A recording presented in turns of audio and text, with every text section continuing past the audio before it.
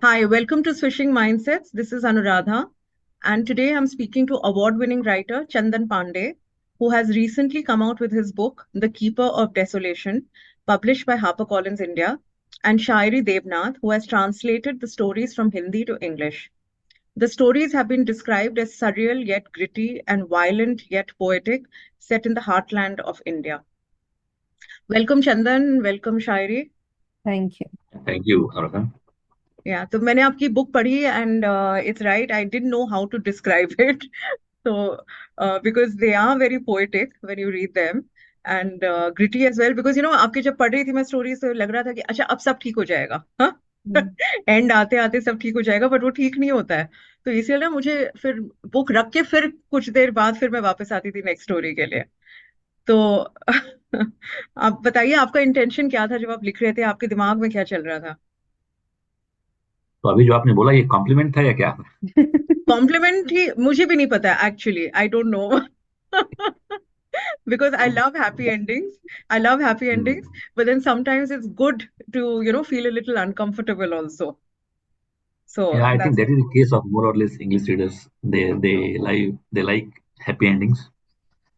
So क्या इसमें मुझे बताना है इस बात को एक्सप्लेन करना नहीं है नहीं, आपको जो जरूरी आप नहीं पूछ है रहे कि हैं? आप बताएं, आपको जो कहना है आप कहिए। सो ऐसा कुछ सोच के तो हम लोग लिखते नहीं है कि हैप्पी एंडिंग होगा या एक एक कहानी मुझे याद आती है। अ, मित्र की उदासी, जो कि इसमें नहीं है कलेक्शन में। जी। तो होता ऐसा है कि अमूमन मैं लिखने के बाद अपने जो दो चार क्लोज फ्रेंड्स हैं उनको पढ़ाता हूँ, और वो सीरियस रीडिंग होती है, ऐसा नहीं कि कैजुअली भेज दिया। तो उनके जो इनपुट्स हैं उसका मेरे मन में हाई रिगार्ड है। दो 90% टाइम्स मैं मानता नहीं हूँ उनके ओपिनियन को, लेकिन कई बार अ, तो उस कहानी में पता नहीं कैसे, या तो कहानी का टेंस इन्वायरमेंट था, या मेरी तरफ से पुलिस एक पॉजिटिव कैरेक्टर के तौर पे आ गया था उसमें। और जब मुझे बताया गया तो मैंने अपने आप को चेक किया कि yes it was a mistake, मतलब वो कोई मेरा प्लान नहीं था। तो कहना मैं ये चाहता हूँ कि जो रियलिटी है, जो इंस्टीट्यूशंस हैं जिन पर भी हम डिपेंडेंट हैं, वो फैमिली हो, पुलिस हो, या कोई भी नेम इंस्टीट्यूशन जो कि इंडिविजुअल के खिलाफ ना हो। कोई भी, आप जो बड़ी से बड़ी पॉलिटिकल पार्टी जो इंडिविजुअल के फेवर में क्लेम करती हैं, वे भी 180 डिग्री अपार्ट खड़ी हो जाती हैं मैक्सिमम क्रुशियल मौकों पर। तो ऐसे में हैप्पी एंडिंग तो मुझे किसी कहानी की संभावना लगती ही नहीं है। इनफैक्ट हैप्पी एंडिंग जब हम लोग देखते हैं तो पढ़ते हैं तो लगता है कि ये बॉलीवुड के कोई अच्छा न्यूएंस्ड वर्जन पढ़ रहे हैं नहीं नहीं, किसी अच्छी हैप्पी किताब में। एंडिंग नहीं, मेरे कहने का मतलब जैसे एक होप होता है ना। तो फिर मैंने सोचा हाँ। कि भाई name of the book is only keeper of desolation, so hmm. Obviously. But वो फिर भी वो नहीं मतलब मतलब हम्म। आपके बहाने मैंने मुझे ये बात बोलनी भी थी कि क्योंकि अभी जो स्टॉल का इंटरव्यू था उसमें जो टाइटल लगाया था, वहां से वो मुझे मेरी बात हिंट कर रही थी कि क्या है ये।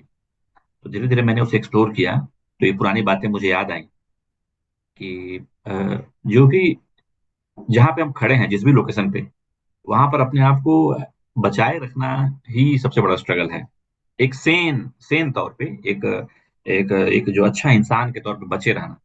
बाकी आप अगर संस्थाओं के साथ मिलकर स्लोली डिग्रेड होते गए, या थोड़ा सा और अगर चालू लैंग्वेज में कहूँ तो करप्ट होते गए, तब तो बात दूसरी हो जाती है। लेकिन अगर आप अपनी सैनिटी मेंटेन करना चाहते हैं तो it is very tough to have a happy ending.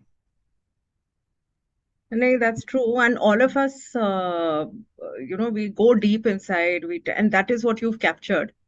बाहर सब कुछ ठीक लगता है, जो हमारे मन में चल रहा है, जो दिमाग में चल रहा है, वी ऑलवेज लाइक दिमाग में तो कई चीजें हो रही है ना, things are getting destroyed, so many things are happening in our head ना। आउटसाइड थिंग्स में be very normal, but inside we may be completely destroyed. तो वही आपका मतलब वो झलका रहे हैं ना वो सारे stories. So it's this is a ये कॉम्प्लीमेंट। तो आप thank you. Yeah. Shairi, what did you think when you first came across the stories? When I first came across the stories, I think I had very little choice in this matter when it came to translating them.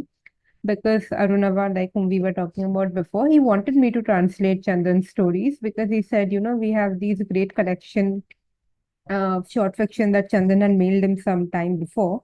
And he said, we have these, I think, really promising stories, and they're just sitting with me. So why don't you take a shot at it? Just do them. And I thought, okay, well, there was someone senior at work who wanted me to do a project, and I could not say no. And I said, okay, I'll try it. And before long, I remember I had started it sometime in July 2022, and by December, I had seven stories. So I translated seven stories, right? And it was about maybe what 70,000 words, 65, 70,000 words. And when I started it, I think I was doing them in a trance. I had to do them one after the other and the next after that. So I had very little time to think about the stories per se, because when you're translating it, you're focusing on the text at a very, very cellular level, so to speak, right? So you're focusing on the construction of the sentence and the moods and the words and the dialogues and stuff. So I read it properly when the manuscript came back to when I had to submit the manuscript, when I had to edit it, and when it came back to me from the editors with their inputs in it. And that's when it was revealed to me the depth and the gravity of what Chandan had written, right? And before that, I did not get the time really. I was so busy and there was so much to do at that point. But once I had finished doing it, so sometime in 23, early 2023, that's when I sat with the stories as a reader and I read them from the start to the beginning, as probably you would have. And I realized, okay, this is really something, really explosive and something really disquieting that we have here. And there is like a lot of bleakness and very little hope. But I think the environment we are in today, or the country we are in today, I think it is a reflection of the times we are in, right? So there's no denying that. And I think, yeah, And that's true. It resonates with us maybe because of that, because the realities in our head is very yes, different from yeah, the comfortable existence that we have yeah. outside, right? And I Right. also feel that you don't have to tax yourself very much to imagine this reality, because it's already there. This is what you read in the papers, and this is what you see when you go online on your Twitter or your Instagram, right? So it's not, you don't have to exercise a lot of your time or your energy imagining this scenario. So I think that is where the biggest strength of these stories are. या जैसे आपकी वो story है ना, forgetting नाम है ना वो, Mm. दे जी, forget one member in the household. yeah, yeah, yeah. It is says so many things Mm. because you can understand the hopes that the family has pinned on Mm. that boy because it will change their entire future, right? And you can feel कितना मुश्किल है उनका day to day survival, इतना मुश्किल है. Right. हाँ, Mm. father loses his job and Yeah. everything and all that, and at the end of it, like you feel responsible कि, oh my God, that boy, and they forget that he's exists in that Mm-hmm. household. Yeah. तो मतलब I don't know if this is a cliched question, but ये सब मतलब कहाँ से how does it germinate in your mind, and then how do you take it to another level completely? I think मैंने भूलना पर, यानी इस कहानी का हिंदी नाम भूलना है, उस पर मैंने सवाल तो सोचा था कि कुछ ना कुछ आएगा, लेकिन यही सवाल आएगा मैंने नहीं सोचा था. अब मैं उस कहानी के बारे में आपको बताता हूँ. जब वो कहानी मैंने लिख ली, वो कहानी और एक और कहानी, रेखा चित्र में धोखे की भूमिका, तो ये दोनों कहानी लिखने के बाद ये बहुत ही ऐसा एक्सपीरियंस है जो शायद मैं पहली बार शेयर कर रहा हूँ, कि हम लोग जहाँ रहते थे वो छोटा सा जगह था और आसपास में भी क्राउड बहुत था, बहुत भीड़ थी. तो उस कहानी को पूरा करने के बाद मुझे रोने की इच्छा हुई, और वो तलब वैसी होती है रोने की कि वो समय का वेट नहीं करता है. और मेनी टाइम्स आप लोगों को धन्यवाद देते हो कि वो आपके आसपास हैं, क्योंकि आप उससे फिर रो नहीं पाते हो. और मैं फिर दशाश्वमेध घाट में, बनारस की बात है ये, दशाश्वमेध घाट गया. वहां पर एक अभी आरती उस समय शुरू नहीं हुई थी, जो बड़ी बड़ी आजकल आरती हो रही है. तो दूर अंदर जाकर एक नाव के पार, फिर नाव के दूसरे दूसरे नाव, तीसरे नाव पे बैठते हुए, जो आखिर की नाव थी, उस पे जाके मैं बहुत देर तक रोया इस कहानी को लिखने के बाद. और अगर कोई सच पूछे तो मुझे भी नहीं पता कि इसका ओरिजिन क्या है, लेकिन मेरे मन में ये था कि सबसे सबसे अगर कोई मजबूत इंस्टीट्यूशन है सोसाइटी में, वो है फैमिली। क्योंकि ये एक ऐसा संस्थान है फैमिली, जो किसी भी इंस्टीट्यूट से लड़ जाता है अपने डिफेंस के लिए। अगर आज मुझे कुछ हो जाए तो मेरी वाइफ या मेरे पेरेंट्स, वो दुनिया का मतलब पावरफुल से पावरफुल संस्थान होगा, उससे भिड़ जाएंगे। तो कहने का मतलब है कि जब आप भिड़ते तभी है जब आपके अंदर कुवत होती है। तो ये सबसे बड़ी बड़ी चीज है फैमिली। मैं देखना चाहता था कि इसके भीतर जो सबसे अच्छे लोग हैं, है तो संस्थान, उसके भीतर जो सबसे अच्छे लोग हैं, वे कैसा रिएक्ट करते हैं। मैं तो इतनी बड़ी बड़ी बातें नहीं जानता था, लेकिन बाद में उसे पढ़ते हुए, एक हिंदी में एक क्रिटिक है कृष्ण मोहन, उन्होंने ग्रामसी का एक कोई कोट लेकर आए कि ये जैसा ग्रामसी का कहना था कि जो कल्चरल फ्रंट है उसमें हम सबसे स्ट्रांग इस पे अटैक करते हैं, स्ट्रांग मोर्चे पर, स्ट्रांग फ्रंट पे अटैक अटैक करते हैं। और जो जो नॉर्मल लड़ाइयाँ होती हैं उसमें हम कमजोर फ्रंट पे अटैक करते हैं। तो मेरे मन में ये सब नहीं था, मैंने ग्रामसी को पढ़ा भी नहीं था तब तक। मैं उस समय ग्रेजुएशन का छात्र था, बीए सेकेंड ईयर का। और दो मेरा पॉलिटिकल साइंस सब्जेक्ट था, लेकिन मैं पढ़ता बिल्कुल नहीं था क्लास की चीजें। केवल केवल लिटरेचर सुबह से शाम तक। तो ग्रामसी को मैं सुना था, लेकिन ये चीज मुझे बाद में जब मैंने कहानी लिख लिया, तब मुझे लगा कि okay, I was thinking on this line. तो मेरा ये था कि जो सबसे बड़ी चीज है फैमिली, उसके भीतर अगर कोई कोई कैरेक्टर फैमिली का हो, जिसको कहते हैं कैरी करना, जो इलेक्ट्रॉन या न्यूट्रॉन कैरी होते हैं, ऐसा कोई चार्ज पार्टिकल आप कैरी करते हैं किसी का हो, तो फिर आपका हश्र क्या होता है, इसको मैं दिखाना चाहता था। और फिर एक बार आप सोचना शुरू करते हैं तो कहीं ना कहीं से आइडियाज, कहीं ना कहीं से उन उन दिनों में मुझे याद है कि मैं ओरहान पामू को खूब पढ़ रहा था। अभी उनको नोबेल वगैरह मिला नहीं था। तो उनका वो जो मेरा सबसे पसंदीदा नॉवेल है द व्हाइट कैसल, उस नॉवेल ने मुझे बहुत जकड़ के रखा हुआ था।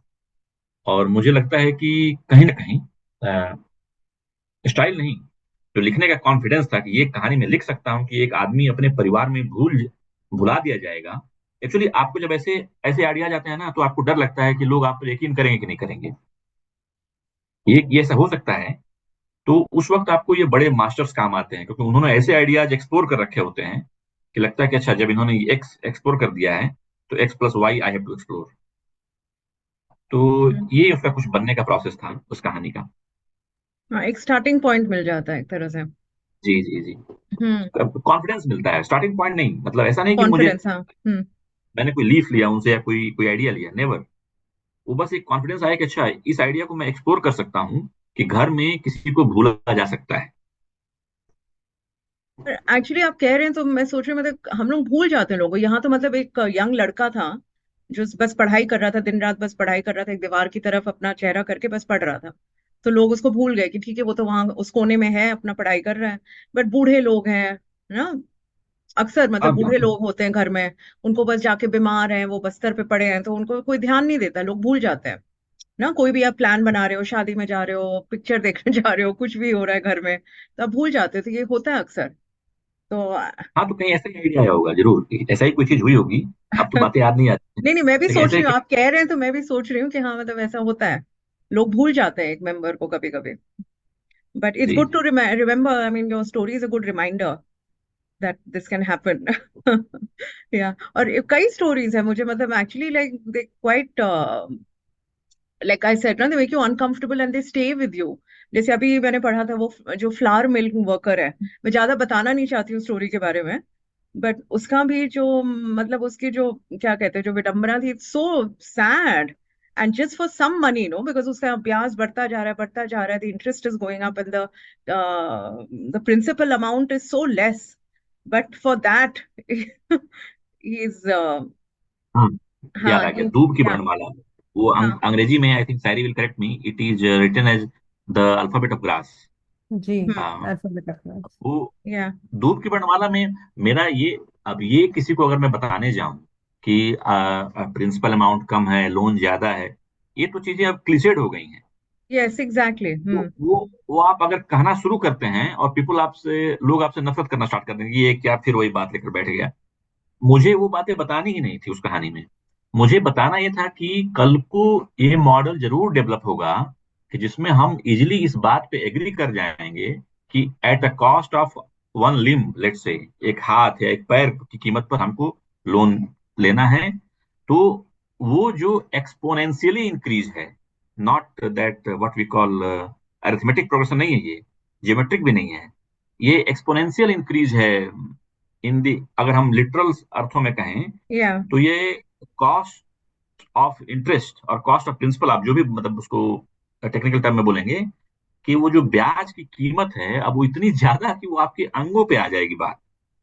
और कहीं ना कहीं आप देखेंगे कि वहां मैं पॉजिटिव हो गया हूँ, क्योंकि जो स्केप है उस आदमी का हाँ उस हाँ शहर से, बिल्कुल। वो एक मतलब कहीं ना कहीं मेरा भी जो एक मन रहा होगा, वो घबरा गया होगा कि ये इस एंड को ना जाए। हाँ और हाँ, दैट्स वाई अगर आप वही आपने सही बोला, घबरा जाते हैं कि अरे नहीं ऐसा मत करो प्लीज। ऐसा हाँ। नहीं होना चाहिए। और या इसीलिए आप देखेंगे कि उस कहानी में एक जगह एक वीक पॉइंट भी है कि वो इसको बहुत ज्यादा बिल्डअप करता है कि हम लोग अगर भाग जाएंगे तो ये होगा वो होगा। वो उसकी कोई जरूरत नहीं थी। अगर आपके जीवन पे संकट आ गया है तो बिना किसी लॉजिक के आप भागते हैं। लेकिन वहां वो बहुत एक्सप्लेन करता है। वो तो वो जो कैरेक्टर है अपनी वाइफ से, सुमित्रा, उससे बहुत एक्सप्लेन करता है कि अभी तक पहला ही केस है तो लोग दूसरों को तंग करेंगे या ऐसा कुछ बात होगा। हम्म। तो कहीं ना कहीं मैं वहां पर पॉजिटिव हो गया हूँ। एक्सेप्शनल। नहीं, thank you. Shari, what did you think of the stories? Is there any that that touched you more? I mean, these are just two that I mentioned. Yeah, I think my favorite of that lot is it's called Naya in Hindi, but in English we have made it into the mathematics of life. There also, there's this Where he's buying a guy. tractor. He wants to buy Yeah, a he's buying a tractor. Yeah. tractor and he's deep in debt, and this guy's like progressively losing his mind. He's going to the class, he's not teaching the lessons, he's doing some mumbo jumbo math, Yeah, and then yeah, he's getting his pulling up students the to do students. calculations. Huh? Exactly. And it's a very funny story, like despite the graveness of the issue and this obvious turmoil this poor chap is in. And he's not old, he's 28, he's my age. And at the end he says, so I'm doing a rough paraphrasing. He says, I'm an old man at 28, and you can really feel the pain that this guy is in, right? He thinks that this is the end of life. He can never repay this nominal amount of money, 3 lakh, which is not much to either of any of us. But like these are the small amounts. जो अभी आप पहले कह रहे थे कि the principal is very little, but then when you add interest to it, then it turns into something really ugly and humongous, right? And we don't realize that for many people in our country, a lakh or 3 lakh or 2 lakh is something they can't even imagine, right? And this is guy who's just 28 and he's given up on his life, and his father and all these people in the village are accosting him, coaxing him to take a loan so that they can make some money out of it. And I really like the format as well. Like it's an it's like a letter. I mean, it is a letter to the prime minister, and the PS section is really funny. He addresses the American president first and then he addresses God, because he says, like, obviously the American president is more important than you at the moment. So I think that is my favorite because it's a really funny story no matter what. And I had great fun translating it. It was also the first story I translated. So it was my introduction to Chandan, and I thought, okay, this was going to be a fun ride. And besides that, the other story which I also like very much is the title story, The Keeper of Desolation, which I think also works as sort of a fable because, there's this lady who has lost her ring, and suddenly the entire town is up in arms trying to recover it for her. And it's a really short story as compared to the other in the collection. I think it runs at about 7,000 words. And I think that was also fun. I think these two were a little different from the other Yeah, true. titles They're more in the cheerful, more collection. cheerful. Yeah. More cheerful, and there's an inventiveness in the form as well. So I got to do something different with them. No, it was, and also I think चंदन, आपने लिखा है ना कि आजकल कोई, आप आप ही ने लिखा है ना, मैं सोच रही कि आजकल कोई चोर नहीं है ना, पेशेवर चोर नहीं है Yeah, आजकल। yeah, हाँ, yeah. so That is from that the was, title story. yeah, Yes. yeah, very, very interesting. I read that because it's true. Yeah. Because that job has lost the luster. हाँ, In loss lustre, हाँ. for such a small thing, you can get Hmm. bitten to death. Yeah. So, so, So so I so think they're that selling that particular. vegetables now. Yeah, they work in the police, you know. So I think that was a clever story. And interesting because it's sign of the times, no. अब मतलब वो चोर Hmm. भी चोर नहीं रहे, उस समय के चोर नहीं रहे, वो भी बदल गया है. This generation of thieves is very different. Yeah. हाँ. द चार्म ना, the The charm is charm is gone. gone, या yes. या रियली. सो चंदन, आप ने देवरिया के बारे में लिखा, मैं आपसे पहले पूछ रही थी. तो अभी आप कहाँ रहते हैं, और आपका देवरिया में आप मतलब आपका क्या कनेक्शन है? क्योंकि मैंने बताया मेरी फैमिली वहां पे थी काफी, अब तो सारे मतलब लखनऊ की तरफ आ गए और अब दिल्ली नोएडा की तरफ आ रहे हैं. और आपने जैसे लिखा है, आई थिंक लीगल फिक्शन, मैंने हिंदी में पहले इंग्लिश में शुरू करा, फिर मैंने अभी हिंदी में शुरू करा आपका लीगल फिक्शन. क्या तो क्या बात। मैंने कहा नहीं, मैं पढ़ती हूँ जैसे आपने लिखा है, मुझे वही पढ़ना है. तो उसमें भी आपने लिखा है कि वो जो लड़की है वो कहती है कि मैं देवरिया गोरखपुर के पास है. तो मुझे भी जब किसी को बोलना हाँ, होता है तो मैं यही कहती हूँ, हाँ, कि गोरखपुर के पास है. हाँ. Okay okay, Anasuya, the character name is Anasuya. हाँ जी, हाँ जी, अनुसुईया, हाँ. तो आप वहां के हैं, और बिकॉज आपकी जो काफी स्टोरीज है मैं देखती हूँ, मतलब इस कीपर ऑफ डेसोलेशन में भी काफी जी. स्टोरीज में तो देवरिया नाम आता है बीच में, तो I was very thrilled personally, कह रहे देवरिया आ गया स्टोरी में. तो so I was, and small towns हैं, and even people like we are used to reading about people like us, Yeah. right? Hmm. And suddenly you realize this one is a laborer, this one is this, it's nice. Hmm. जी, तो To जो be सवाल मैं आपका truthful, समझ पाया। हाँ नहीं, मैं आई नो मैं कई सवाल इकट्ठे ही पूछ रही हूँ कि मैं, एक तो मतलब आप देवरिया के हैं तो आपका क्या कनेक्शन है, और दूसरा ये कि मतलब आप ये छोटे शहरों के बारे में, और ये लोग जिनके बारे में वेरी ऑनेस्टली हम लोग सोचते नहीं है ज्यादा, ना, जैसे इनकी जो प्रॉब्लम्स है जो आपने दर्शाया है, मतलब through mathematical formula, using an interesting story. तो इसके बारे में पूछ रही हूँ मैं.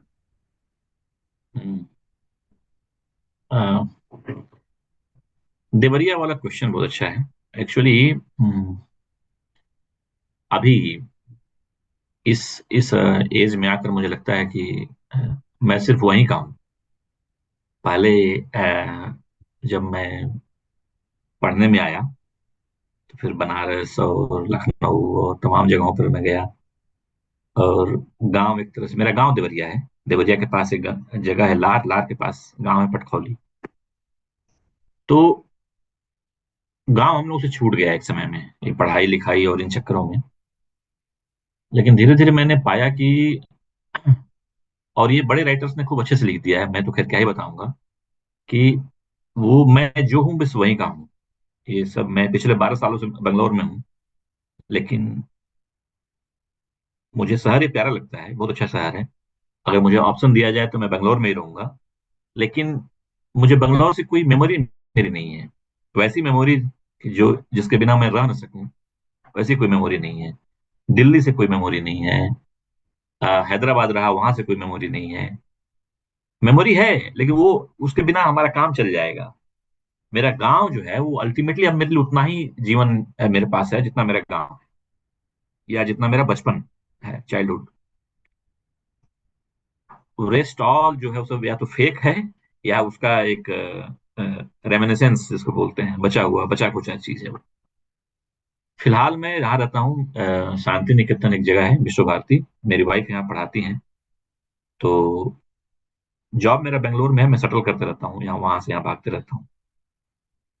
ये तो रहा बड़ा क्रूड सा परिचय हो गया।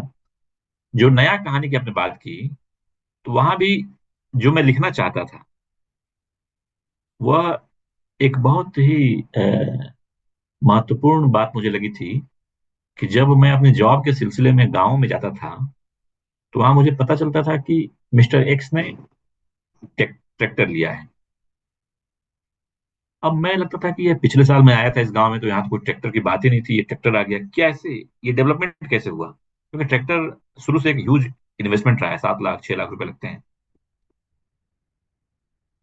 तो मालूम चला कि मिस्टर एक्स रिटायर हो गए हैं, तो उनको इतना पैसा मिला तो उन्होंने ट्रैक्टर लिया। हमने कहा कि फिर इतना पैसा मिला तो ट्रैक्टर ही क्यों लिया। जब मैंने धीरे धीरे पता किया तो मालूम चला कि ये जो ट्रैक्टर और बैंक, ये जो दो पैरेलल्स हैं, इनके बीच में एक प्रजाति है जो ऐसे लोगों को टारगेट करती है जो रिटायर हो रहे हैं। वो खोजती है, ढूंढते हैं वो लोग पन्नों पर, और उनको कन्विंस करते हैं कि ट्रैक्टर लेने में क्या फायदे हैं। वो पूरा का पूरा एक बिजनेस मॉडल है, और वो बिजनेस मॉडल 20 to 30% पे जाता है। तो मुझे ये चीज बहुत अट्रैक्ट की कि मतलब लोगों को मूर्ख बनाना इतना एक, उसके लिए तो वो मूर्ख बनाना नहीं है, वो तो अपना काम कर रहा है, दलाली कर रहा है बंदा, वो तो अपना काम कर रहा है। जबकि अगले का पूरा जीवन का 50, जिस समय की कहानी है ये, उस समय अमूमन लोगों को रिटायर होने पे 5-7 लाख 10 लाख रुपए मिलते थे। तो पूरा का पूरा उनका लाइफ लॉन्ग जो पीएफ या इसके नाम पे जो बचा हुआ चीज है, वो आप एक अपने एक डेली का जो आपका अर्निंग है उसके लिए आप खत्म करा दे रहे हो, बिना किसी गिल्ट के, बिना किसी सिंगल मोमेंट ऑफ रिपेंट, उसके बिना ही आप उसे खत्म करा दे रहे हो। मुझे ये चीज मुझे बहुत आकर्षित की, जो ऐसे लोग हैं उनकी जो हृदयहीनता है, हार्टलेसनेस, उसने मुझे बहुत ज्यादा कह लीजिए, रिपेल करना तो गलत होगा, अट्रैक्ट किया कि मैं इनको थोड़ा सा एक्सप्लोर करूं।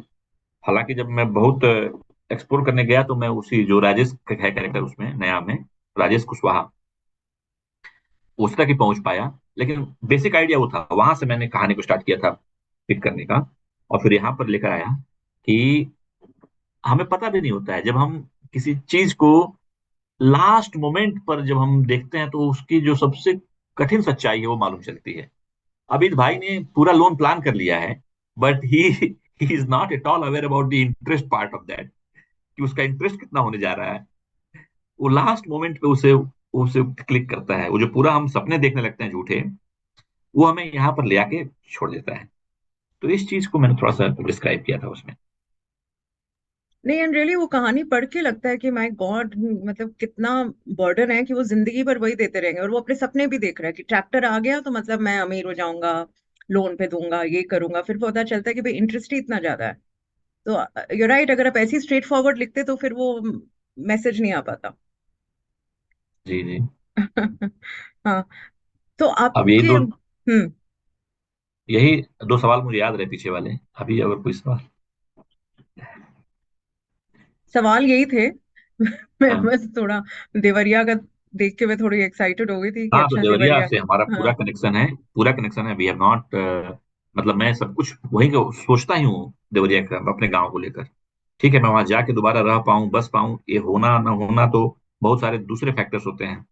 क्योंकि जितने समय में मैं राइटर हूँ उतने समय में मैनेजर भी हूँ, तो हर तरह का चलते रहता है दिमाग में। लेकिन मेरे सारे ख्वाब, मेरे सारे अरमान अपने गांव से ही जुड़ते हैं। इनफैक्ट अभी एक एक छोटा सा बात हुआ, मालूम हुआ कि सब हम लोग बात करते भाई बहन की कौन कहाँ पे इन्वेस्ट करेगा। तो मैंने कहा नहीं, मैं तो गांव जाके ही करूंगा, मुझे और कहीं नहीं करना है। तो पूरा गांव का ही मेरा मामला है। नहीं, अच्छी बात है।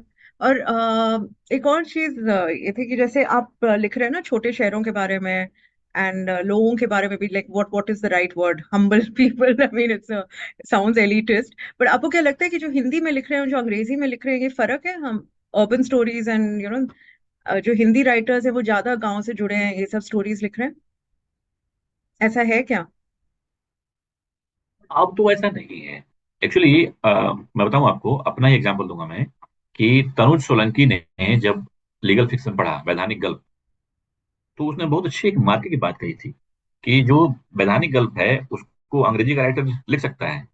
लेकिन उसी वक्त वो एक कैलाश वानखेड़े की कहानी पढ़ रहे थे, उन्होंने लिखा कि इसको, कैलाश वानखेड़े की कहानी को इंग्लिश राइटर नहीं लिख सकता है।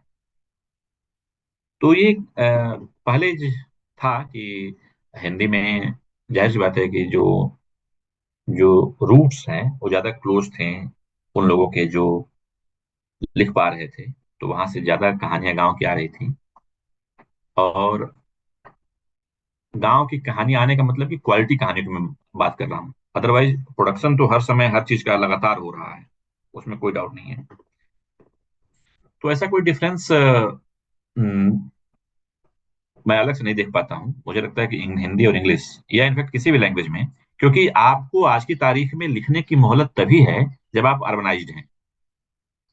आप बिल्कुल। गांव में रहकर लिखना, मुझे लगता है कि विजयदान दे था, इनके इनके बाद शायद कोई राइटर होगा जो गांव में रह के लिख रहा होगा, unless and until he is not retired from a big job, good job. तो वैसी स्थिति में वह जो हम ग्रामीण इमेजिन करते हैं कि एक स्ट्रगल करने वाला गांव है, जो या जो खेतीहर आदमी है वो कहानी लिखेगा, ऐसा नहीं हो रहा है। हम या तो अंग्रेजी में जाएं या हिंदी में जाएं, हम पहले अपने आप को अर्बनाइज कर रहे हैं, किसी शहर में अपने आप को स्टेबल कर रहे हैं, और तब लिखना शुरू कर रहे हैं। तो इस लिहाज से तो मैं कोई ज्यादा अंतर नहीं देख पाता हूँ। ये मेरे अपने देखने की सीमा भी हो सकती है, ऑनेस्टली। नहीं नहीं, आपको पता ही होगा, ऑब्वियसली नहीं होगा इतना अंतर, तो मुझे नहीं पता हाँ, और इसलिए मैं खास पूछ करके रही इसमें हूँ। क्या हो रहा है ना, एक और हाँ बात हो रही है कि अभी भी गांव को लेकर वैसी बातें लिखी जाती हैं। एक तो क्योंकि एज ए कल्चर भी वो डिमिनिश कर रहे हैं, क्योंकि गांव एक बहुत बड़ा कल्चर हुआ करता था। तो जो अर्बनाइज्ड सब कुछ मामला है, उसमें आहा ग्राम में जीवन की, अभी भी गांव बहुत निर्दोष और मतलब एकदम सॉफ्ट, कोमल, ऐसी बातों का गढ़ है। ये ये फीलिंग कुछ लेवल तक टूटी है, लेकिन इसको बहुत ज्यादा ब्रेक नहीं मिला है। वैसा कुछ है नहीं। जो जो इनोसेंसी किसी एक लेवल पे शहर में है, मान लीजिए, तो किसी एक लेवल पे, वाई लेवल पे गांव में होगी। लेकिन जहां पे क्रुएलिटीज हैं, जिस पोर्शन पे, उनमें जो एंगेजमेंट है लोगों का, गांव का या शहर का, वो देख के आप कभी नहीं कह सकते कि ये अलग तरह से इनकी परवरिश है इसलिए ऐसा बिहेव कर रहे हैं। नो, गांव भी अपने आप में पर्याप्त पॉलिटिसाइज्ड और हाईली क्रिटिकल टुवर्ड्स अदर्स। और और भी आप जो जो भी आप शहरों के बारे में इमेजिन करते हैं, शहरों के बारे में जो इंडिफरेंशिएशन तक का एलिमेंट मैं कहूंगा अब गांव में आ गया है। पहले का हम लोग सोचते ही नहीं थे कि गांव में कोई अजनबी भी होता है। अब अपने ही गांव में कभी कभी अजनबी लगने लगता है आदमी। ये ये चीज है। तो मुझे लगता है कि ये आपके सवाल पर मैं वापस आऊंगा कि अंग्रेजी और हिंदी के राइटर्स में कोई डिफरेंस नहीं है गांव को लिखते हुए, लगभग एक जैसी बातें लिखी जा रही हैं। हाँ, बट दिस इज इंटरेस्टिंग, वो जो आप कह रहे हैं ना कि we tend to look at a village like as all things innocent, no? So maybe it's our own overindulgence or fantasy or something. Shairi, did या you feel fantasy. that? Yeah. You've you obviously you're a culture writer at Scroll, and you've translated a lot of work, I'm sure, in Hindi, from Hindi and Bengali. So do you see any difference in tone and when you're translating from regional languages?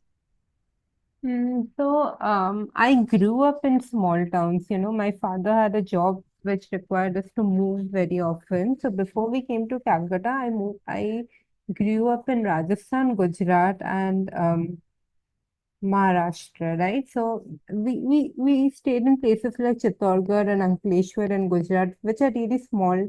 I wouldn't say they're very small towns, but they do have the small town mentality, so to speak, right? Which is very different from metros, as you would agree, right? You have come from the area, and even Lucknow is very different from Delhi, right? The Yeah. way people talk and behave and all of that. So I think so that is my Hindi connect, because I did not grow up reading or writing in Bangla. I still cannot write in Bangla because I never studied it in school, right? So my Hindi connection comes from there. And Chandans is the first book I translated from Hindi, and then I moved on to another writer whose stories is also incidentally set in the village, but it's a coming of age story, and there are a lot of child characters.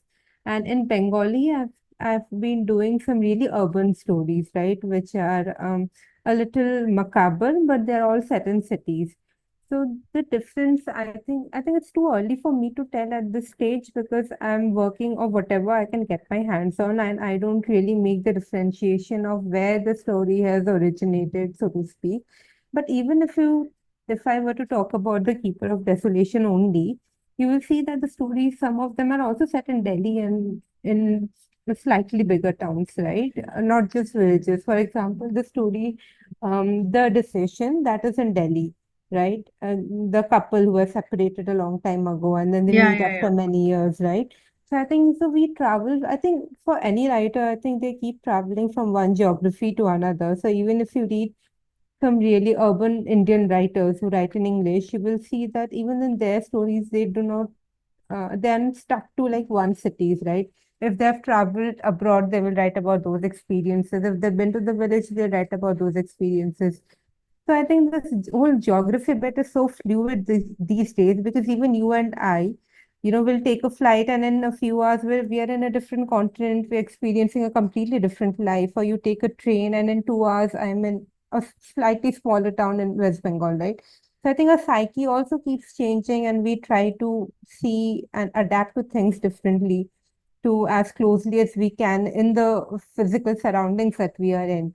But as of now, I have seen changes, yes, in the story, and the concerns are different. Like when you are urban, you are more concerned about the corruption that you might face in, in like in building a house in a certain neighborhood or your neighbors who are too nosy, right? Stuff like that.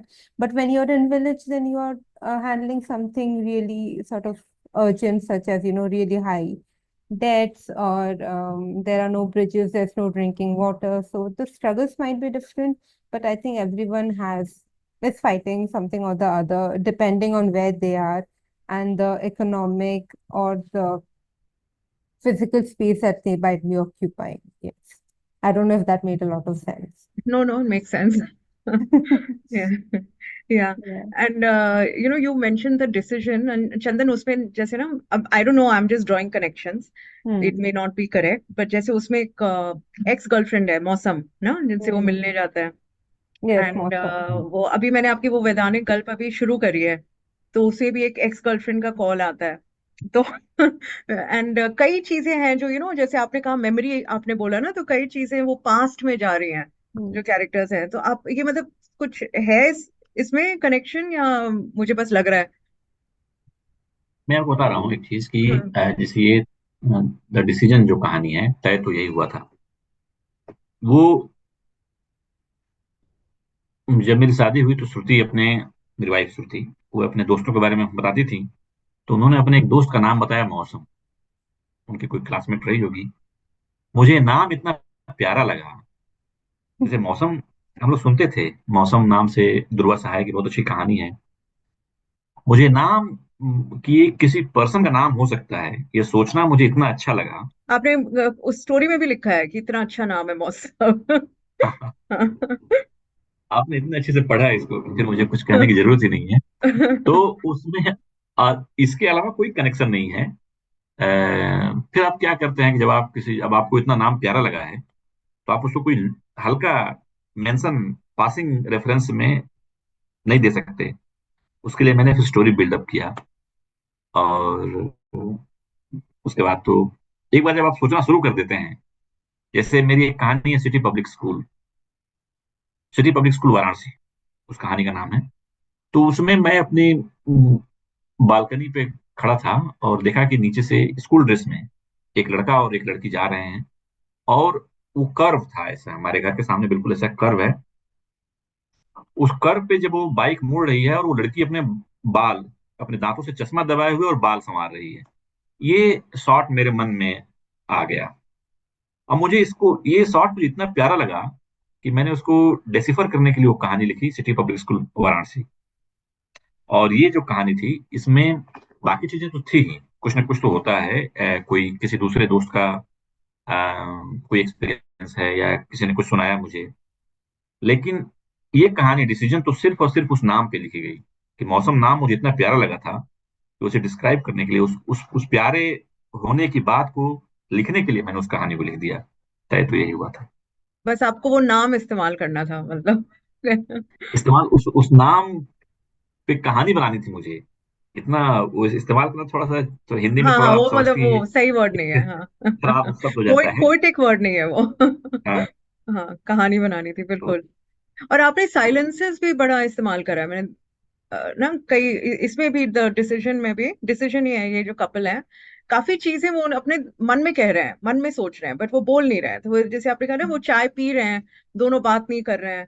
और भी कई जगह मैंने देखा है। तो I don't know whether I am just catching on to it, it's a coincidence, या you deliberately use these silences. I think naming it deliberate or naming it coincidence, I think we should term it as my limits, my limitations. मैं okay. बताऊंगा कि इसमें जो ये किताब है,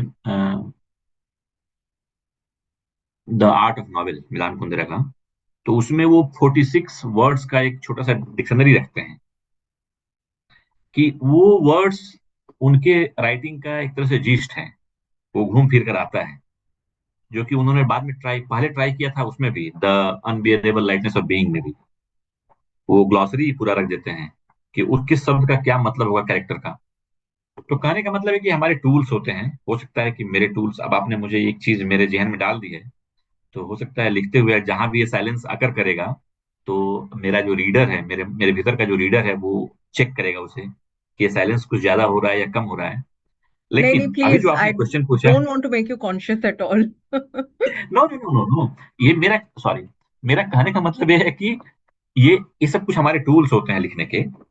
और साइलेंस, जाहिर सी बात है कि एक चीज, इसको अगर आप थोड़ा दूसरे ढंग से डिसिफर करें, कि हम लोगों का जो पूरा डेवलपमेंट है, गांव हमारा छूट गया 11 साल में। जब मैं 11 साल का था तो गांव छूट गया मेरा। और वो छूटना कुछ वैसा ही था जैसा वो सिटीजन केन, अगर आपने देखी हो तो, जो वो रोजवुड बोलता है, अ, जो कैरेक्टर रोजवुड, उसी पर मरते हुए एक कैरेक्टर बोलता है रोजवुड। और इतना बड़ा कैरेक्टर है, वो इतना अमीर है कि उसकी फैमिली कहती है पता करो कि ये रोजवुड क्या है, और उसने उस पर पूरी फिल्म बनाया है वो। तो वैसा ही कुछ हमारे लिए था। हम लोग वैसे बड़े नहीं है कि हमारे पर लोग पता करें क्या है, कि गांव छूट गया मेरा। उसके बाद वो जो एक लोनलीनेस आपके भीतर आता है, सारा कुछ मतलब, सारी दोस्तियां गांव की खत्म हो गई। फिर आप जैसा शायरी ने बताया कि पापा के ट्रांसफर्स तो होते हैं, लेकिन हम लोग के वो इमोशनल ट्रांसफर्स होते हैं। मैं अभी भी वो ट्रांसफर्स याद करता हूँ कि 94 में मैं 7th क्लास में था, और जब एक जगह से मेरा ट्रांसफर, पापा का ट्रांसफर हो रहा था, और ये सोच कर कि मैं अपने इन क्लासमेट्स को नहीं देखूंगा अब कुछ दिनों बाद, मैं बहुत घबराया रहता था वो इस बात को लेकर। न रोना, न उदास, न कुछ नहीं, घबराहट रहती थी मुझे। फिर नए स्कूल, फिर नए स्कूल, फिर नए स्कूल। तो उन चीजों में ये कुछ चीजें हैं, जैसे साइलेंस है, या इंट्रोवर्ट हो जाना है, या एक जो ऐसा कुछ एम्बीवर्ट जिससे होते हैं कि आप किसी मामलों में बहुत ज्यादा एक्सट्रोवर्ट हैं, बहुत एक्सट्रोवर्ट हैं, और कुछ मामलों में एक्सट्रीमली इंट्रोवर्ट हो जाते हैं। तो वैसा कुछ डेवलपमेंट हो जाता है हम लोगों के साथ, जो भी ऐसे बचपन के मारे हुए हैं, जिसमें आपको अपरूट कर दिया जाए एक जगह से। हो सकता है कि हम रूटेड रहते तो हमारे अंदर 50 दूसरी कमियां आ जाती। वो बात दूसरी है, मैं उसकी तारीफ या शिकायत नहीं कर रहा हूँ। मैं बस एक कॉन्सिक्वेंस बता रहा हूँ कि वहां से चीजें हम लोगों के बीच आ जाती हैं। तो 90% टाइम्स मेरे लाइफ में भी होता है कि मुझे जो कहना होता है मैं नहीं कहता हूँ। मतलब ये कोई तारीफ नहीं कर, बस मेरी एक आदत बनी हुई है कि अगर मुझे एक्स कहना है, तो जाहिर सी बात है, अगर सामने वाला वाई सुनना चाहता है तो मैं कहता हूँ ठीक है भाई, वाई सुन के खुश रहो, और अपना निकल लेता हूँ। या तो वो दैट, कहानी में आके थोड़ा अच्छा लगता होगा। दैट्स ट्रू, या इंटरेस्टिंग। अच्छा, ये मुझे पूछना था कि इसका हिंदी वर्जन भी है क्या बुक का, या इंग्लिश ही है ये? अरे तो हिंदी में लिखा गया होगा, तभी तो इन्होंने नहीं नहीं, शायरी वही मैं कहा। कह रही हूँ, तो क्योंकि मुझे दिखा नहीं कहीं हिंदी नाम इसका मैं बुक बता का। रहा हूँ, ये क्या है ना कि ये शायरी ने अभी अच्छे से बताया कि जब लीगल फिक्शन आया तो अरुणाबा जी से बात हो रही थी मेरी। तो उनसे बात होते के क्रम में सिलेक्शन ऑफ स्टोरीज, और उन दिनों मुझे एक पुरस्कार मिला था, वनमाली कथा पुरस्कार। तो उन लोगों का एक है प्रैक्टिस की, वे सिलेक्शन ऑफ 10 कहानियां छापते हैं वो लोग। तो 10 कहानियों को लेकर मैं थोड़ा क्रिटिकल था, क्योंकि मुझे खुद में 10 कहानियां पसंद होनी चाहिए। तो मैंने जो 8-9 कहानियों का लिस्ट बनाया था, वो मैंने वही मेल मैंने उनको भी फॉरवर्ड कर दिया, और आगे की फिर स्टोरी उन्होंने बताया ही। तो ये सिलेक्शन ऑफ स्टोरीज है, ये मेरे 4 कलेक्शन हैं। अब भूलना पहला है, दूसरा जंक्शन, तीसरा इश्क फरेब, और चौथा चोट। तो इन चारों से जो सिलेक्शन बना, वो कहानियां इसमें है। अच्छा, ओके। और वैधानिक गल्प का नया भी आने वाला है ना, सेकंड पार्ट? वो आ चुका है कीर्तिगान नाम से। अच्छा, तो आई गेस इंग्लिश ट्रांसलेशन आने वाला है, राइट, उसका? हाँ, इंग्लिश आने वाला है, उसे ट्रांसलेट कार्तिक कार्तिक के जैन कर रहे हैं, कर चुके हैं। अब अच्छा। वो जो फिर उसके आगे प्रोसेस होता है उसमें है। ओके। Songs of glory. या, दैट्स अभी अ। तक मतलब वर्किंग टाइटल तो यही है। ओके। या। अच्छा, ये बताइए कि आपका obviously like you not a full time writer, and you said it's difficult also to be a full-time writer. So how do you find time, not just physical time, even emotionally, mentally? How do you invest in writing stories and why? कैसे करते हैं? क्या आपको push करता है कि हाँ मुझे लिखना है? अभी कुछ सालों पहले तक y part was the most important part, I will tell you. लेकिन अब मुझे लगने लगा है पिछले कुछ सालों से कि how part is the most important. क्यों? क्योंकि इट इज ऑल बिकॉज अगर हम मुझे प्रायोरिटाइज करना हो तो श्रुति के कारण संभव हो पाया। वो जैसे अ, हम लोग वो बचपन में हम लोग चीजों को इतना लाइटली लेते हैं, तो 4 हाथ और 10 हाथ की जो कल्पनाएं हैं, और श्रुति ने सब कुछ बाकी चीजें इतना अच्छा मैनेज किया बैकग्राउंड में कि मुझे स्पेस मिल गया अपने पर टाइम देने का। This is one thing. Second thing कि मेरा जॉब ऐसा है कि मुझे ट्रेवल बहुत करना पड़ता है। अ, मतलब कभी कभी तो ऐसा होता है कि वीक में मैं 12-14 फ्लाइट लेता हूँ। तो वो जो घंटे हैं उसको मैंने पूरा पढ़ने में इन्वेस्ट किया, जब मैं कुछ नहीं लिख रहा था तब भी। और इन्हीं फ्लाइट्स में मैंने 1200-1200 पन्नों के नॉवेल, जो एक एक चैलेंज लेकर पढ़ना होता है, वैसे मैंने पढ़ाई किया। तो उससे मेरा एक पेस बना रहा। दूसरी जो वाई पार्ट आपने कहा, तो फर्स्ट आंसर की भाई उस श्रुति ने इतना सब कुछ मैनेज कर लिया कि मुझे समय मिल गया, लेकिन अदरवाइज तो नहीं मिलता है। अभी जब से मैं यहाँ रहने लगा हूँ शांति निकेतन, तब से बच्चों ने इतना एंगेज कर लिया है कि मुझे टाइम नहीं मिल रहा है अपना काम करने का, लिखने पढ़ने का। मैं सीरियसली बता रहा हूँ। और वाई वाला तो पार्ट ऐसा है कि ये मुझे हमेशा लगता है कि कोई एक चीज है जिसको एक्सप्लोर करने की जरूरत है, जो जानबूझकर दबाई जा रही है। फॉर एग्जाम्पल एक छोटा सा कल एक हमारे राइटर हैं, उन्होंने एक पोस्ट लिख दी कि सबको युवा लेखक कहलाने का एक होड़ मचा हुआ है। सो आई वाज सरप्राइज कि ये युवा होना, तो ये तो बिजनेस है। इसमें आपको जो अवार्ड देते हैं उनको हमेशा युवा चाहिए अपने आप को वैलिडेट करने के लिए। मैगजीन्स को युवा चाहिए अपने आप 40 को अंडर वैलिडेट करने के लिए 40, कि हम, 30 अंडर 30। हाँ, अंडर 30, या। अंडर 40, ये तो उनका बिजनेस है।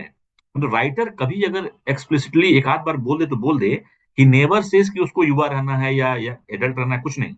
मेरे पास जस्ट उल्टे एग्जांपल्स हैं। जब इटालो कैलिनो कहते हैं कि I started practicing of being old age from the age of 40, कि कभी ना कभी तो ओल्ड होना है, तो क्यों ना मैं पहले से उसका प्रैक्टिस स्टार्ट कर दूं।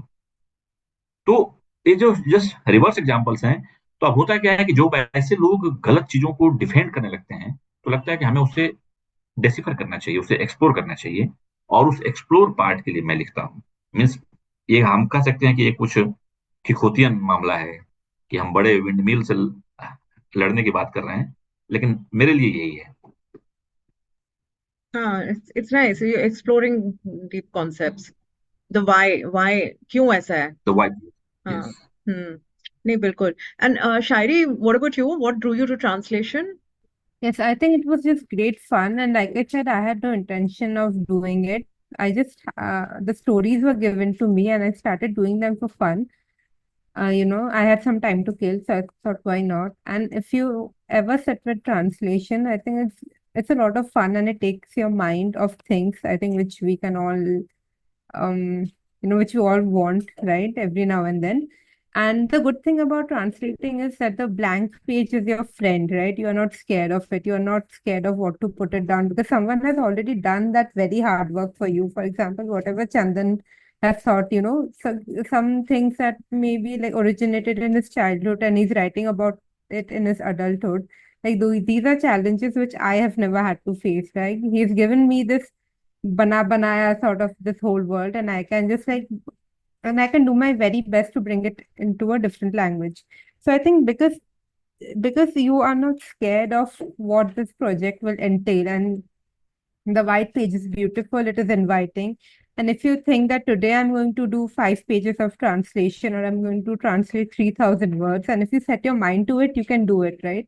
And you will see that at the end of the day, if you have a to-do list and if you have done 3 things of it, you feel very good about it, right?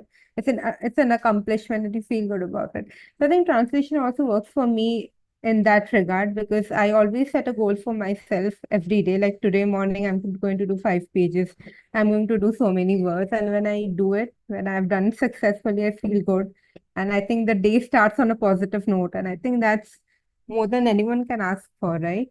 So I think it's as simple as that. And because I do a lot of writing, which is not fiction and which is not quote unquote, writing stories or writing poetry, but I have to write a lot for work. As a journalist, you would agree, right? There's a lot of writing that you have to do. Yeah. And sometimes you don't want to use your brain to that extent, right? You don't want to cook up new words. You don't want to think of a plot line or a dialogue. And I think this is where also translation helps because you are practicing writing, you're practicing thinking, but then someone has done the hard work for you and you take it from there.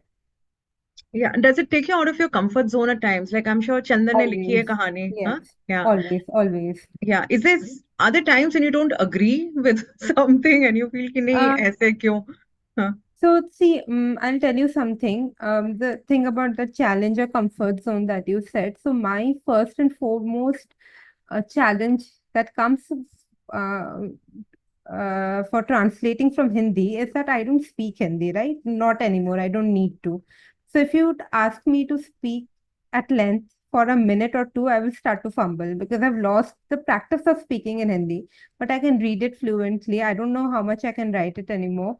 And I understand all of it, of course, but I can't speak it. It's very difficult for me to have a conversation in Hindi. Like Chandan will agree to it. I switch to English very quickly because I can't hold myself in that language for very long.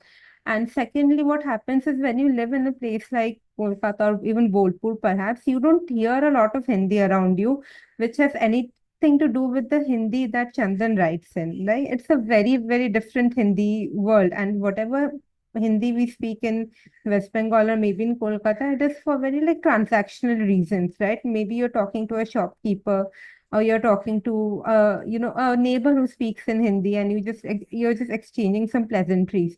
So that is, I think, one of my biggest challenges because I can't think in Hindi anymore. So it takes me a little longer to settle into a Hindi text as compared to a Bengali one where I can sort of, start very naturally and do it far quicker, right? I think that is one problem. And about agreeing and not agreeing, I don't think I have encountered anything in Chandan's text or other Hindi writers I'm working with that will sort of explicitly have my disapproval. I think there are texts like I would want to steer clear of something which is, too sexist or too misogynist or has certain ideologies I might not agree with. I think that's a choice you can make that, I do not want to work with this writer because I don't agree with the text. But with Chandan, I've had no problem. I agree to most things he writes about. I empathize with these issues. I feel sympathy rather. I can't even say empathy. I sympathize with these people who are obviously, in trouble and there are certain grievances that Chandan addresses. So I think this is a good balance that I've struck in the very first book. Like I haven't had to go out of my way to convince the author to trust me or, to really like I don't think we ever had a fight or we got into a disagreement. It was a very amicable relationship and, we worked very smoothly. So I think that's your biggest gifts when you when you're a translator. Yeah, and what you said that, and we're not speaking Hindi so much anymore and Mm. it's not as familiar as it used to be. Maybe Yeah. that's an advantage because then, you're not doing a literal translation, word to word translation. I think many people who do not translate often think that it is a word-to-word translation when it is not. It usually is not because if you do a word-to-word translation, then you are not any better than, let's say, ChatGPT or any other AI tool, right? So your mission is not to bring a literal quote unquote, for the lack of a better phrase, translation to the English reader because I think that's a disservice. When you read a novel that is written in English, you're not reading it just for the story, right? You're reading it because the sentences are very beautifully constructed. You really like some of the word choices, some of the phrase choices, and the mood that the novel sets, right? And as a translator, you have the same duty towards the text in the Hindi language or Bengali language or whatever language you're choosing to work from to recreate those same things, right? For example, you said you felt very uncomfortable when you read certain stories, or you were feeling dread, or you were rooting for a character to not have their legs chopped, right? I think that is my duty to bring, to have you feel the same emotions that the Hindi reader also felt while reading these stories in Hindi, right? I think if I focused just on bringing कि आज सुबह हुआ, right? So it was morning. I think that wouldn't convey the same emotions. Of course, you have to follow the text. There's no other way, but you have to also be sort of alert to the other emotions and the silences and the exaggerations and whatever is not said. You know, you also have to focus on those things and keep them alive to the best of your abilities. Yeah, the emotion has Yeah, to be conveyed, right? right. Yeah. Yeah. यहाँ पर मैं थोड़ा जोड़ना चाहूंगा। शायरी ने इतनी generous इन्होंने बात कही कि वे सब कुछ हम मतलब मैंने किया, और ऐसा नहीं है। ट्रांसलेशन का जो एफर्ट है, either it is equal to the writer's effort, ठीक है, हम एक आइडिया लेकर आते हैं, Hmm. और बिगर देन दैट। मैंने कुछ ट्रांसलेशन किए हैं, उसके बेस पे मैं बताऊंगा कि जैसे इलिया कामिंस्की है, कैटी फेरिस हैं, या ओशियन वोंग का मैंने ट्रांसलेशन किया, या फिर पुराने लोगों में हेनरिक बोल का किया है, इटालो कैलिनो का किया है। छोटे छोटे ट्रांसलेशन है वो, उसको करने में इतना समय जाता है।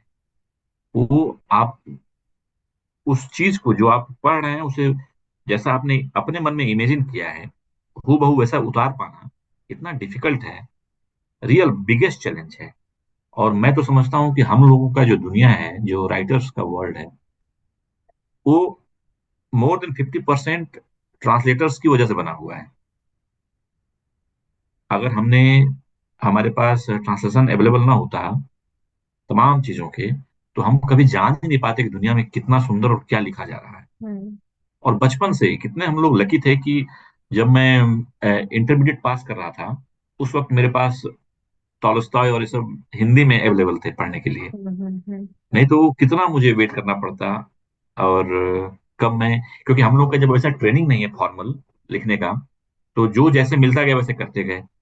वैसे में और इस किताब को लेकर भी जो हम जिसकी बात कर रहे थे, कीपर ऑफ डिसोल्यूशन, जैसा ट्रांसलेशन किया है शायरी ने, मुझे कई बार पढ़ के लगता है कि अच्छा ये मैंने लिखा है, मतलब अच्छा फील होता है। तो आई थिंक ये कहते हुए थोड़ा से जनरस थी, अदरवाइज इनका पूरा एफर्ट इनका है। और इस किताब पर तो कंप्लीटली, इसलिए मैंने मतलब मैं सेकंड फिडल ही रहा कि जो शायरी कह रही है दैट इज लास्ट, बस अपना Hmm. ओपिनियन रहा।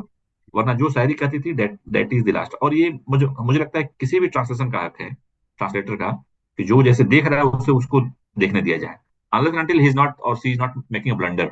Hmm. That's so nice because आप खुद ही रीडर बन गए अपने अपने जी जी वर्क जी। का। And I that's nice. also think as a translator, you should, if you can, then you should avoid reading the book first before translating. Because when you read stories, right, you feel a lot of things. You take you side with some characters, you approve of certain situations, you disapprove of others. So what happens, it sometimes inflicts your opinions when you are translating, right? And you make these judgments on behalf of the reader. So you can't do that. So it's best to walk into a text blind. Maybe you know little bit about it, but not everything.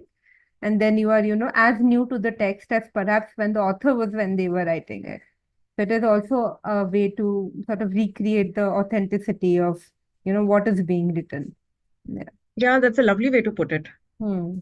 Yes. Walk into it blind. Yeah, very nice. Yeah, well, yeah, just Hmm. trust the author that they've done a good job and you are here to pick it up. Yeah, Yeah. Really nice. तो चंदन, आपके writing influences बचपन से अभी आप क्या पढ़ते हैं? कोई इन्फ्लुएंसेस हैं जो मतलब, बिकॉज आजकल बच्चों को बोलो, जैसे मेरा नेफ्यू भी है, तो बैठ के पढ़ना, फुटबॉल कोई खेल रहा है, कोई कुछ कर रहा है, बैठ के पढ़ना बड़ा मुश्किल है। तो पहले तो काफी हम लोग पढ़ते थे बचपन में ना, because there were very less distractions. Hmm. तो आपके क्या इन्फ्लुएंसेस थे? शुरू में मुझे ऐसा लगता था कि पढ़ना जैसे मेरी कोई चॉइस है। फिर धीरे धीरे जब मैंने अपने आप को तमाम जगहों पर इन्वेस्ट किया, चाहे जॉब हो, चाहे सिनेमा हो। तो मैंने पाया कि नो, पढ़ना एकमात्र चीज है जो मुझे आता है या आती है। वो उस काम में मैं इतना कंफर्टेबल हूँ पढ़ने में कि मैं दिनों दिन, अगर मुझे सुविधा उपलब्ध हो तो दिनों दिन और महीनों तक केवल पढ़ता रह सकता हूँ।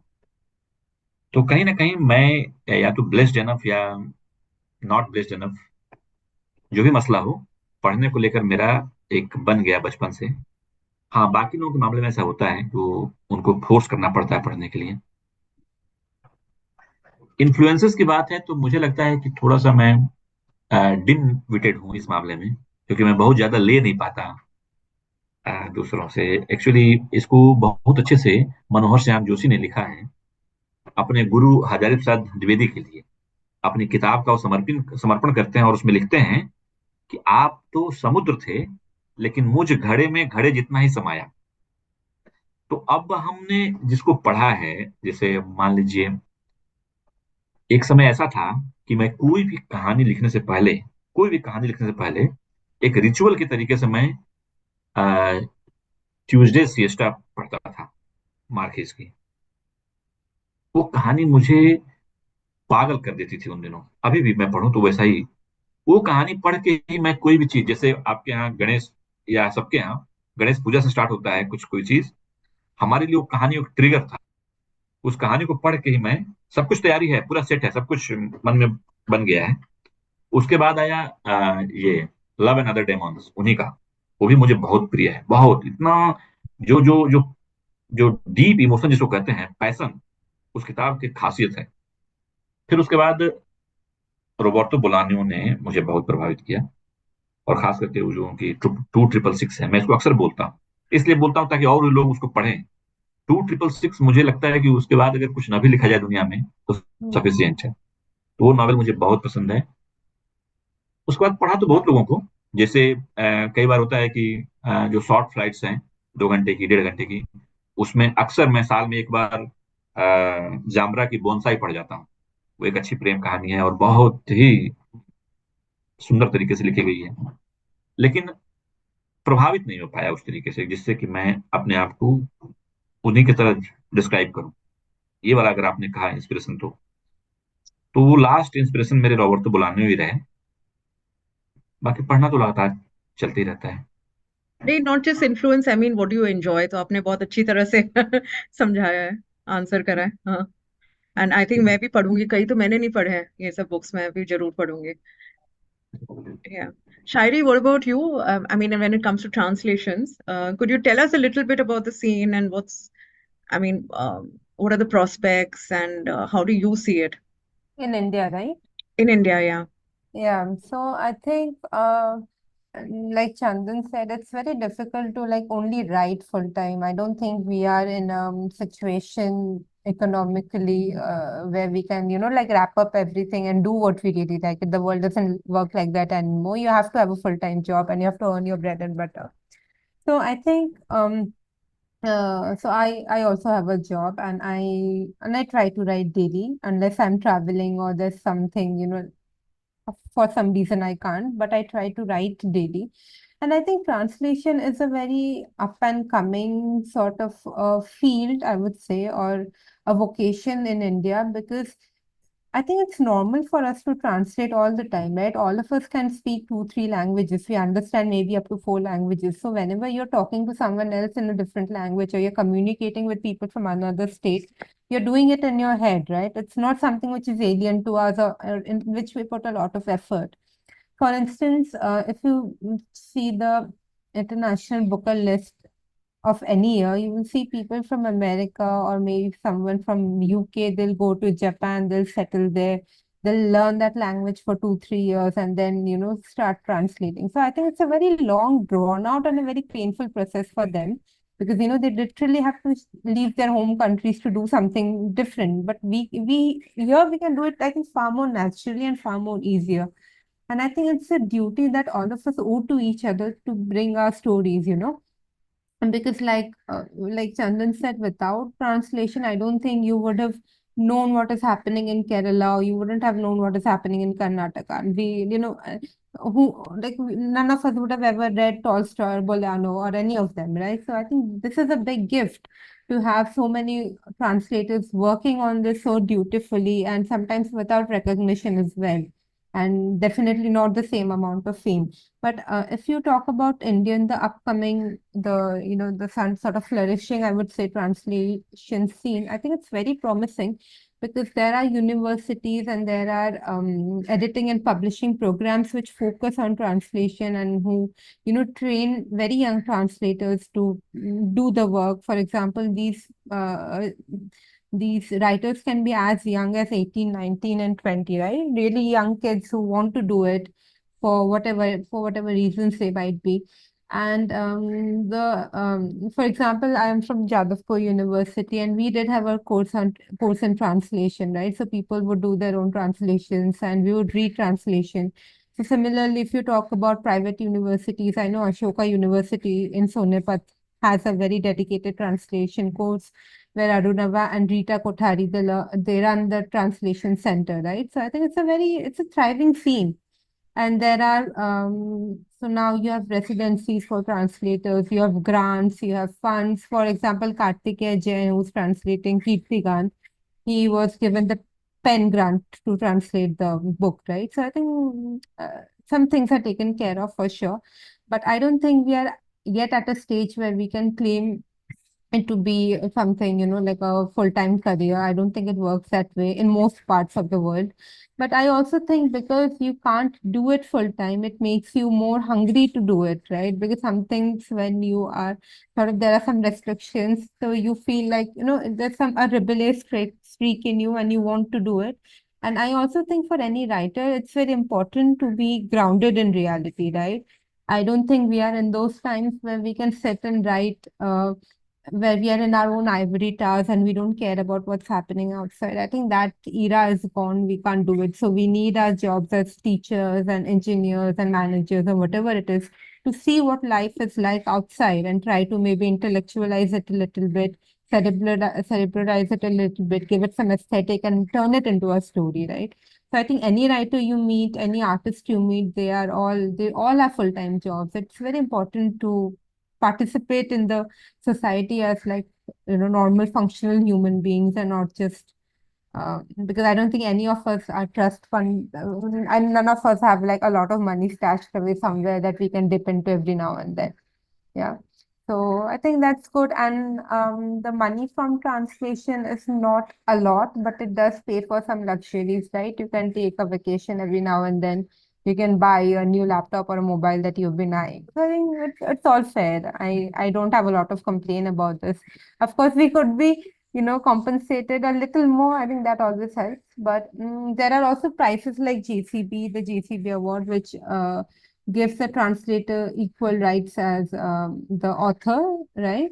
And if you've seen for the last, I think it's in its seventh year now, and for the last 5 years, translations have won. So why is that so? Because, like you said, the India outside of English language is also very vast and very thriving. And stories are coming in finally, and it's a very exciting time to be a writer, a translator, to work in publishing in general, I think. Yeah. Yeah, lovely the way you put it, Oh, that hungry for. very, Yeah. very well said, Sari. I'll admit that I also borrowed it from Arunava because we do have this conversation very often where I complain that, why can't we earn enough to just quit our jobs and do this full time? And then he says, like, can you sit and translate 20 pages a day? Like, won't you get bored of it? Like, won't you get tired of it? And what would motivate you to do it at all, right? Like you might want to then perhaps write your own fiction, or you have no reason to be a translator then. But I think, yeah, I think when you can't have something, you want it even more. So I think that also works for True, true. translators. Because the minute something becomes a full-time job or something, it gets dull. Exactly. It gets Exactly. dull. Yeah. Absolutely. I think all of us will agree. Yeah, Yeah. yeah. And Yeah. another thing you said, in India, we're constantly translating. We're so Absolutely. multilingual, all of us. Like, Yes. I don't Yes. speak Bhojpuri, but I've heard it so much around me in the family circle Yeah. that, And you it's a can love. make sense I of can, it, right? I understand. Yeah, Yeah. absolutely. Yes. Hmm. And even English, right? Like the Yeah. English. accents are very different, right? So the kind of English I might be speaking is different from the English that a person in Chennai is speaking, right? So even the accents are so different, and there's so much language and dialects inside one country. I think there should be some concentrated effort to bring it to each other, yeah. Let's see. No, you're doing your bit in that direction. Chandan, Yeah. आपको कुछ add करना है या the इसमें? Best part, जो शायरी की clarity है ना, वो मुझे बहुत पसंद आती है। She is very much clear in her thoughts, very much clear. Thank you. और मैं मैं इसका फैन हूँ इस बात का।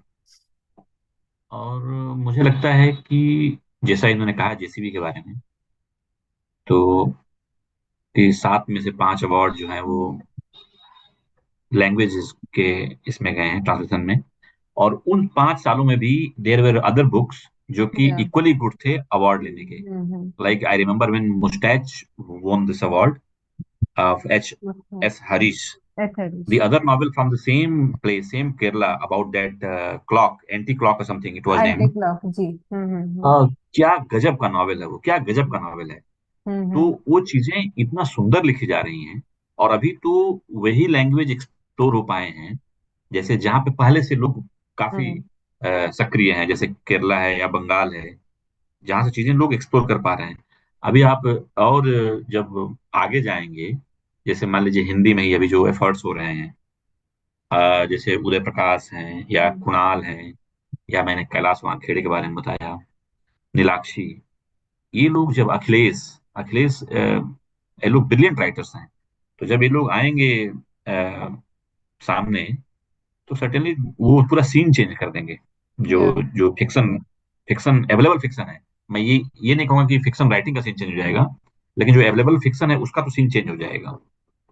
अभी ये लोग एक्सप्लोर नहीं हुए हैं हिंदी से। तो yeah, मुझे and लगता है कि and जैसे even though Hindi is such a widely spoken language in the country, the percentage of translation is very, very little. I don't know like what the reason for that might be, but you see very few translations coming in from Hindi, and the field is mostly dominated by Malayalam and Bangla, Tamil now a little bit.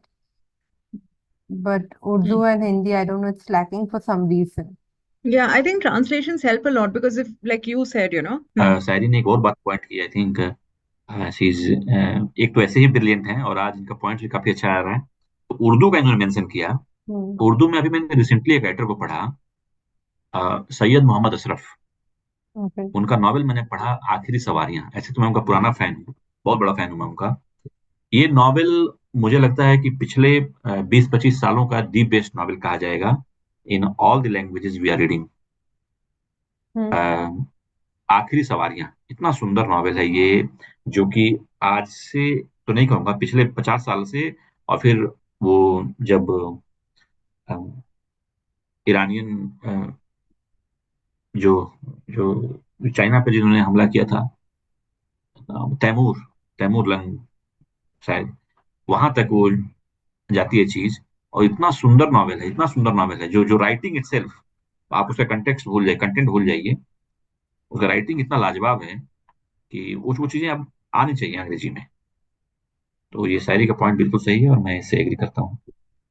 Shairi, maybe you should take that on next. I can't read the Urdu. Can't read the Yeah, Urdu. And it's quite a yeah, slim novel. It's around 212 pages, according from what I can see online. okay. Yeah. Which Yeah. आखिरी सवारियां, जी। आखिरी सवारियां। और वो 212 भी ऐसा है कि जिन्होंने पब्लिश किया है, उन्होंने इतने मोटे फॉन्ट में कर दिया है कि जब वो ओके किताब में आएगी तो हार्डली 150 पेज का होगा, या वो भी नहीं ओके होगा। Okay okay. But that is just another thing. जो उसका राइटिंग पार्ट है ना, आई थिंक मीन्स वो जो लैंग्वेज है उसने अपना हाइट ले लिया है। तो आपने ये उर्दू में पढ़ा था ये बुक? नहीं, हिंदी में पढ़ा मैंने, Hindi. मेरी So, प्रॉब्लम है। so there's clearly a Hindi translation that is already available. See, so Hmm. I yes, think yes. so this concentrated efforts need to happen. That there's a book from Urdu which has been done into Hindi, so now someone has to pick it up in English. Yes, absolutely. I think we're Yeah. missing these links. Yeah. Hmm. Hmm. Yeah, like you're saying, there's such fantastic work out there, and Yeah. it can be made fantastic, more. मतलब हम लोग जो कृतिगान या वैधानिक गल्प लिख रहे हैं, वो उसका कहीं ठहरता ही नहीं है। वो Hmm. इतनी अच्छी चीज है। तो Yeah. I guess we should end now. It's so चंदन, कोई मैसेज आप देना चाहेंगे रीडर्स को अपने बुक के बारे में कुछ भी? वो खुद के बारे में क्या बताया जाए? अच्छा, लोग पढ़ें, लोग अपनी राय दें, अच्छा लगेगा। मेरी किताब नहीं, किसी की भी किताब पढ़ें, पढ़ने की आदत डालें। एक राइटर तो यही सोच सकता है। नहीं, ये बहुत जरूरी है, सेल्फिश पढ़ने की आदत, हाँ। सेल्फिश थॉट है। सेल्फिश What about थॉट है, you? But What about you, Shairi? Anything? I think same. It doesn't matter if they're reading my book or someone else's. I think reading is itself, I think, a lot of fun. A lot of people don't realize it. They think it's a very sobering activity, but I don't necessarily agree to that. I think it's just a nice way to unwind after a long day. And I also think that, it's Aakhri Sawari, which Chandan read in Hindi, which was written in Urdu. So I think people should start reading in their own languages as well. Not just depend on English to read about their own places and about their own stories, right? So if I'm Bengali, maybe I could read in Bangla, maybe I could read in Hindi. And if there's a way to facilitate translations between two Indian languages, there's nothing like it, right? So, for example, Urdu to Hindi, Bengali to Urdu, Urdu to Bengali, like how wonderful that would be, and it relieves us of some of the burden as well, right? Because you would think, because when you hear about such a beautiful book, you immediately think, okay, at some point I will translate it. But imagine if someone has already done that work for you and made it available to another set of readers. I think that's great. And I think it did. I have heard a lot of people, like people who are much senior than me, who said that they used to read Sharat Chandra and Rabindranath in their own languages, and for the longest time they thought that maybe they wrote in Hindi or maybe they wrote in Malayalam. Hindi. Yeah, they didn't even think that they are actually Bengali writers. I think, but this culture has, I think, completely disappeared in these few years. So I think if there's a way to revive it, then nothing like it. Like, yeah. Yeah, absolutely. I think this is a great note to end on. Thank you Hmm. so much, Chandan and Shairi. Thank you, Anuradha. This thank you. was a lovely conversation.